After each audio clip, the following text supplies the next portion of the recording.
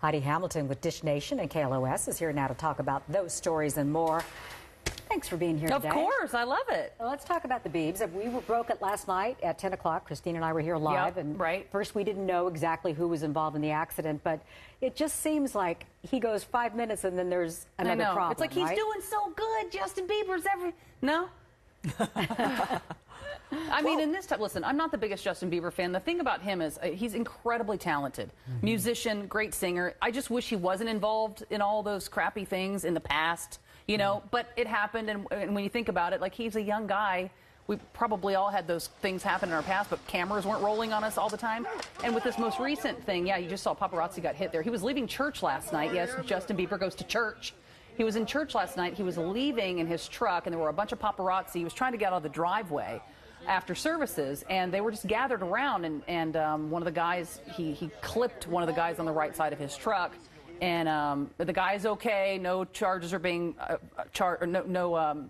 charges are being filed against Justin Bieber because he stayed with the guy the whole time. It was an accident. Like he stayed. He waited till help arrived. He was asking everybody to back up to give the guy some air. The guy's absolutely fine. And but I mean, I hope the guy doesn't file a lawsuit. I hope he doesn't, because that's the thing about, you know, being a celebrity, or, you know, I'm just trying to leave and you're gathered around my car. Yeah.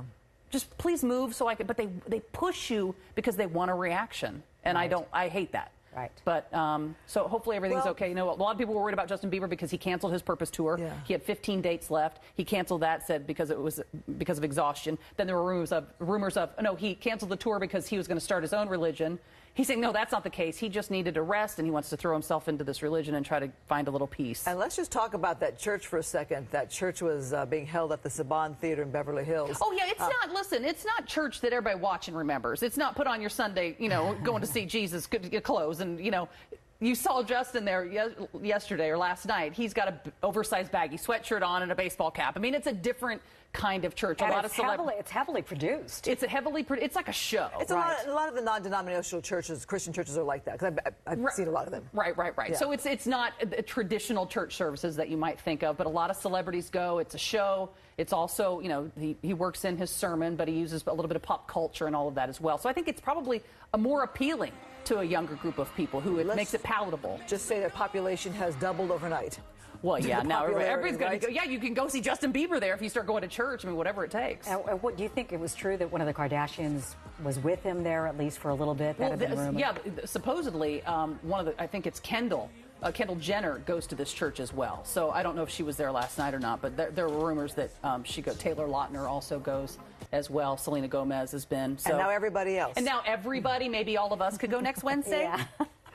All right, talk about Angelina Jolie. Quite a revealing interview. Yeah, it's crazy. She hasn't spoken for a year. She divorced Brad Pitt in September of last year, so almost a year it took her before she really came out, and she did a pretty juicy article or interview for Vanity Fair magazine where she opens up about, you know, the struggle that she's had since the divorce and everything with Brad Pitt, but she also opens up about a neurological issue that she dealt with, which was Bell's palsy, which is really, really scary, because I think a lot of people who have it, you look like you've had a stroke, so it's scary until you get diagnosed. And when I was researching it, because what I found weird is it's really rare that only 40,000 people a year get it, which, when you think of how many people are, you know, on Earth, that's a low number. But in my personal life, I've known 3 people that have gotten it, which is so weird since it's so rare. And sometimes during pregnancy, they say a lot of times in the 3rd trimester you get it. Stress can bring it on. And she said that, you know, she wasn't taking care of herself. She's even said in the past that she forgets to eat because she just gets stressed or busy or whatever, and you got 6 kids to take care of.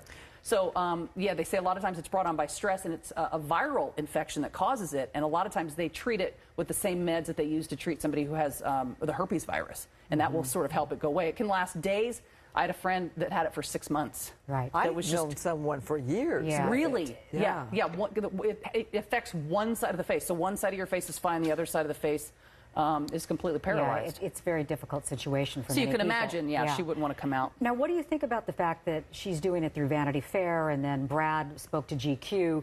It's not People magazine. Why do you think those particular means of communicating? Well, I mean, I think you go where you're comfortable, and maybe she's had good experiences with Vanity Fair in the past. Maybe she knows somebody she feels safe there. I think if you're going to go talk about super personal things that you want to feel like it's going to be done right, Not that People magazine wouldn't do it right, but maybe there's a comfort level with Vanity Fair, and she goes, if I'm going to do it, I'm going to do it with you guys, and that's where I'm comfortable. They do really long articles. They really do. In-depth. Yeah, I mean, just settle in. It's not going to be a quick read while you're in the dentist's office. Like, oh, sure, this Angelina Jolie article.